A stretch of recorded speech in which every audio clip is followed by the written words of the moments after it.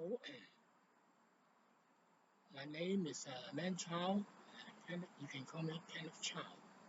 This is a continuation of my quantum gravity series of videos. This is video 26. And today's topic, the item of today, is called Does General Theory of Relativity break down at the singularity of the Planck black hole? It's often said that the general relativity, being a classical theory, must break down at the Planck length, which is a singularity.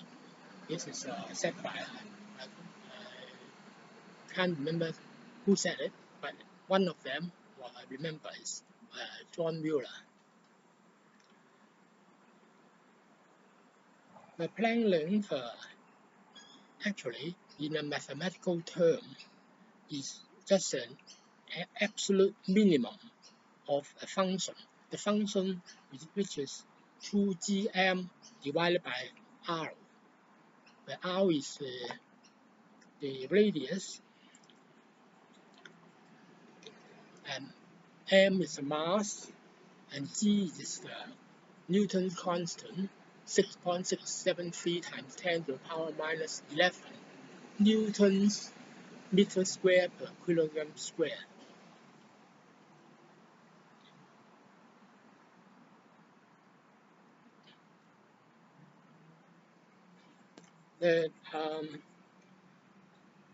This is the absolute minimum at the point where 2gm divided by r is equal to c squared, and c squared is with the light speed squared, and where now m becomes Planck mass,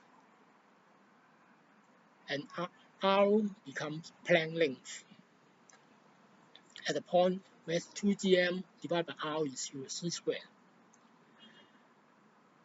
But at this absolute minimum of the function, the general relativity is still well behaved, as shown, it can be shown by the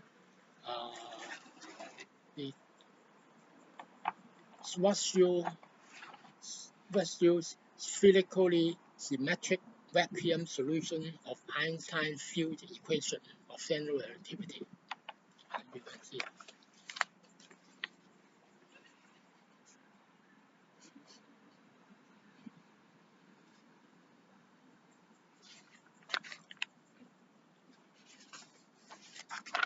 at the point 2gm is equal to c squared.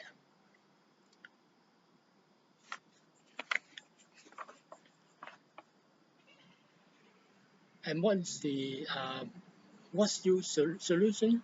The solution is like this.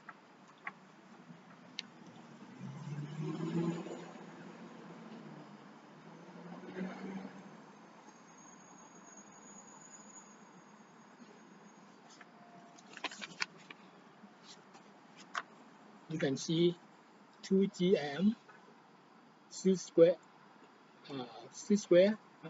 divided by c squared r 1 minus, and the r for the first term, which is of the in respect of the time, and then the second term is the reciprocal. That's the reciprocal. Minus to the power minus 1 means the reciprocal of the first term. 1 minus 2gm divided by c squared of r. This is in respect of the radius.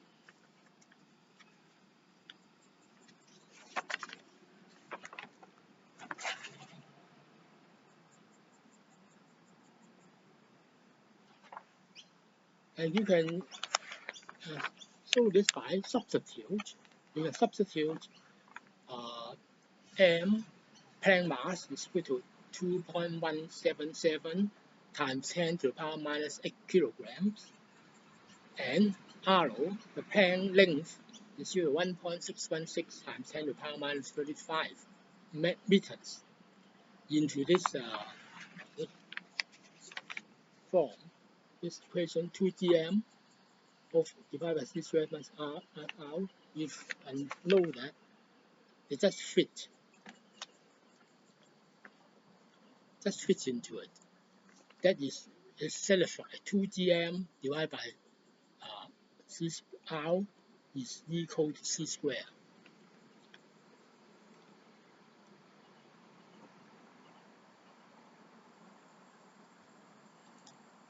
Now, it is true that the first term of this solution, becomes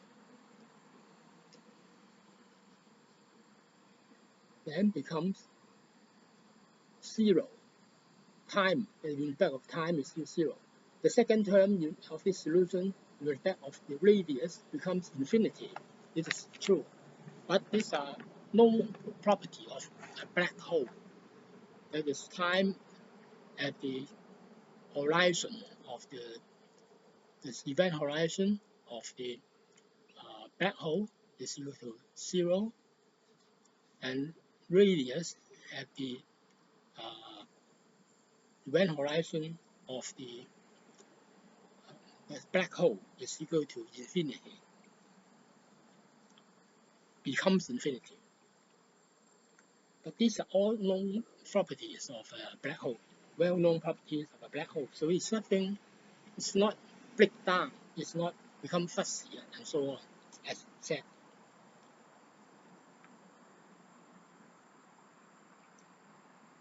And not only general relativity does not break down. If this is a Planck black hole, as I just show you, you substitute Planck mass and Planck length into this 2gm divided by r is equal to c squared. It's just satisfied the equation perfectly. And I have something to say on this. Sometimes it's 2gm divided by r is equal to c squared. Sometimes it's gm divided by r is equal to c squared. 2gm divided by r is equal to c squared is the equation for the escape velocity from a black hole. And the gm divided by r is equal to c squared is just simply the potential energy of the gm of divided by r. So it's a difference of a factor of 2.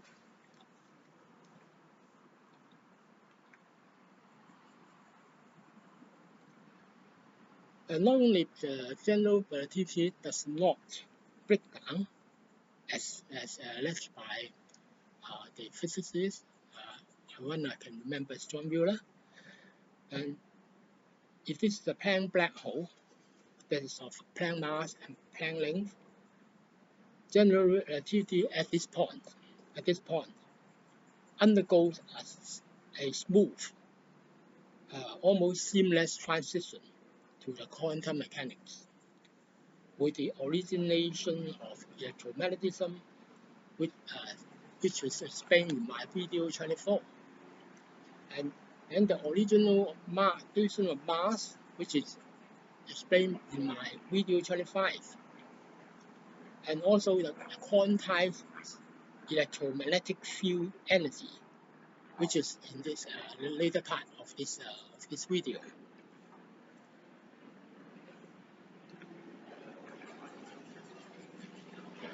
If I briefly remind you to bring me back to my quantum gravity 24, it is about the E square, the origin of E square. What is E square?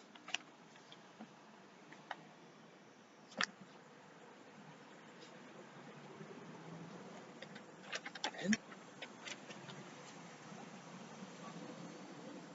E square, I found out, is equal to m r times c square.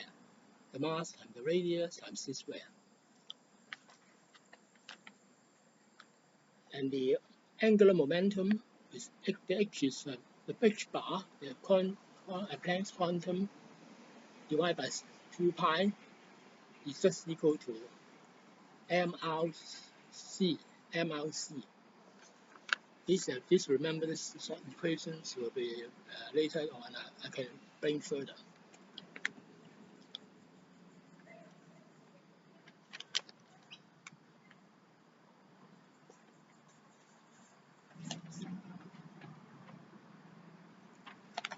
And also in my video 25, I explained that the origin of mass by E square is divided by 4 pi epsilon naught, the Planck radius times alpha, which is a fine structure constant, 1/137.036.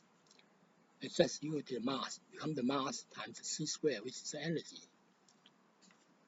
and which is also equal to the equation worked out by Rich-Feynman, 2/3 of E squared divided by AC squared.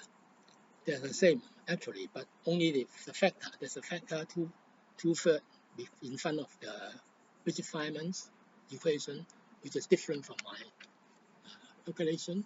I think this creeps in because of it's a very long, intricate derivation.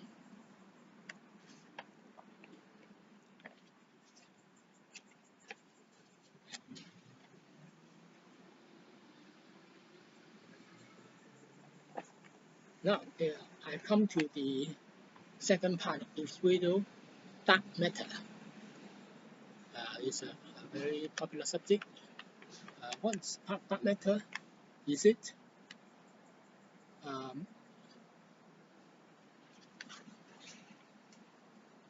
massive compact halo objects,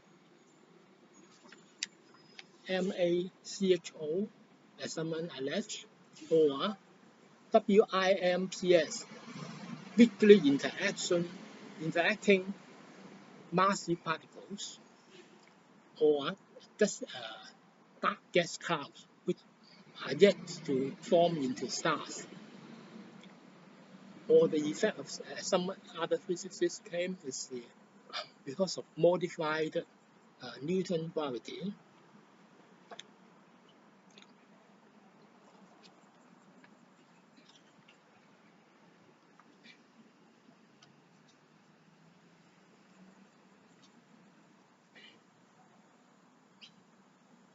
I'm going to show that it is not that exotic.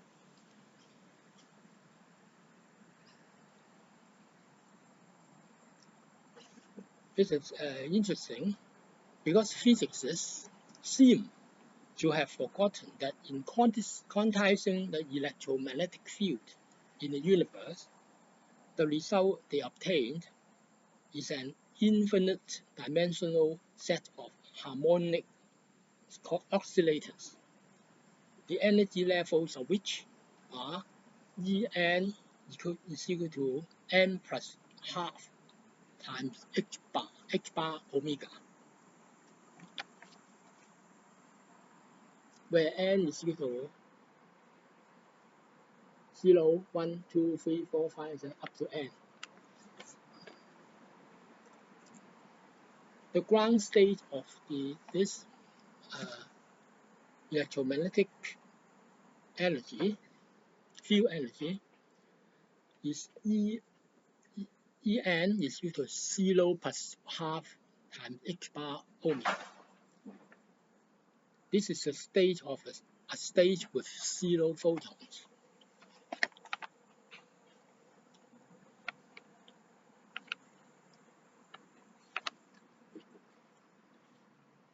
The first excited state is En is equal to 1 plus half h bar, which has 1 photon.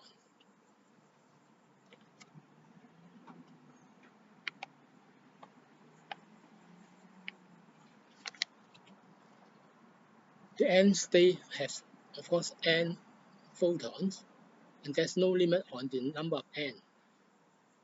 It could be trillion, trillion, and so on. If every mode in the ground state with frequency omega, then the entire electromagnetic field in the ground state, I refer to the E, so that's half h bar, because the n before it becomes 0 plus half, so it's half.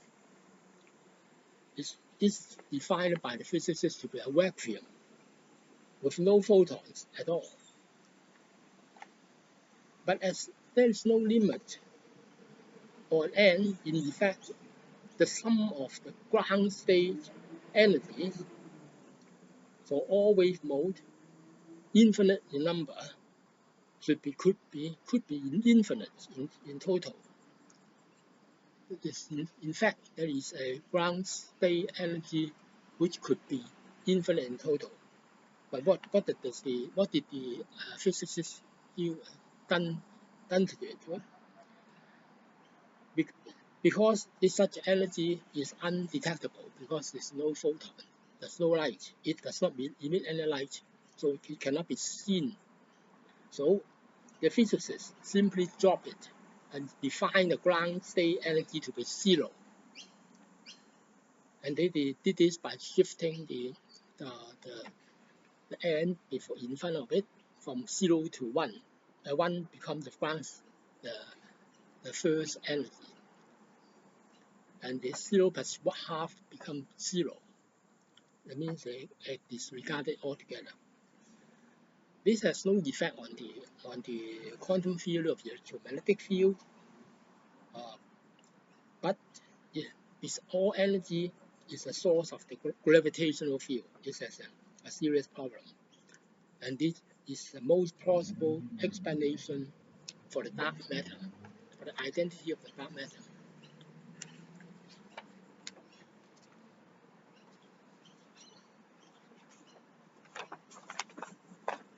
Why I said this is interesting in first place, because while the astronomers had discovered dark matter and exclaimed over the discovery for a long time, the physicists have seemed to totally forgotten how they treated the ground state energy of the electromagnetic field. They seem to have forgotten this. They have never discussed this matter with the astronomer.